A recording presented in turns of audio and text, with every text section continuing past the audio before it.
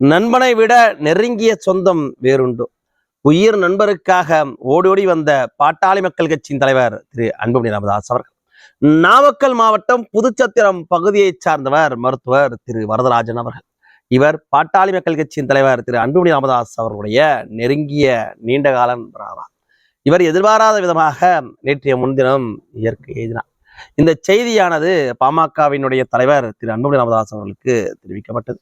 இந்த செய்தியை அறிந்து துடிதுடித்து போன அன்புமணி ராமதாஸ் அவர்கள் உயிர் நண்பனுக்கு அஞ்சலி செலுத்துவதற்காக விரைந்து அவருடைய கிராமத்திற்கு வந்து அவருடைய இறுதி அஞ்சலி செலுத்த மயானம் வரைக்கும் சென்று அவருடைய ஆத்மா சாந்தியடைய அமைதியாக அஞ்சலி செலுத்தினார்.